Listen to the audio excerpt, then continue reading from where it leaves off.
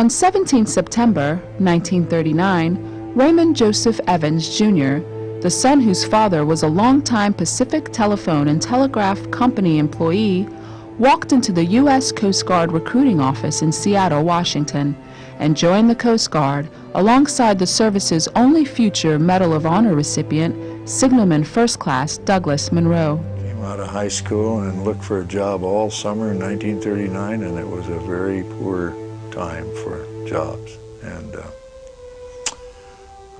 went to the Coast Guard, and they said they had not taken a recruit in 7 years. And that was all through the Depression, of course.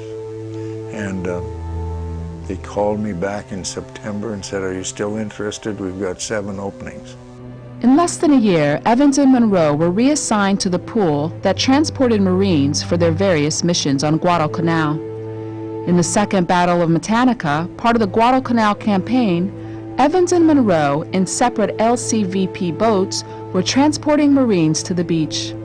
They came, we loaded up, I don't know, 10 or 12 infantry boats and 5 or 6 tank lighters, and under covering fire from a destroyer Ballard, made a mini amphibious landing. Unfortunately, we were supposed to land at the head of the cove, and we found the coral would not allow us to do that, so we had to make an abrupt right turn and land on the beach. In the meantime, all our boats had gone back to the base, except the major had requested we leave 1 boat behind for immediate casualties. And so I elected to stay behind, and I had a coxswain named Sam Roberts from Portland, and the 2 of us were laying to in this LCI. Unfortunately, we laid too close to the beach, and the Japanese fired an automatic weapon at us and hit Roberts, hit all the controls, vacuum controls on the boat. I slammed it into full ahead, and we tore out of there, and I tore back to the base 4 miles, and when I got to the base, I pulled it out of gear, but it wouldn't come out of gear, so we ran up on the beach, which is a long, sloping sand beach. Ran up on the beach the full length of the boat before it stopped. And Roberts, unfortunately, they got him in an evacuation plane to New Hebrides, and he died on the way. No sooner had that happened than word came down that they had to be evacuated. And so back we go. They brought their boats to shore under heavy enemy fire and proceeded to evacuate the men on the beach. Evans remained at his post during the entire evacuation.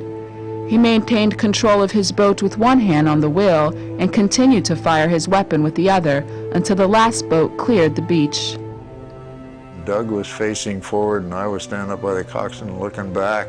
I saw this line of water spouts coming across the water, and I yelled at Doug to get down. He couldn't hear me over the engine noise, and it hit him. It was 1 burst of fire, and that's how he died. And that's how it happened.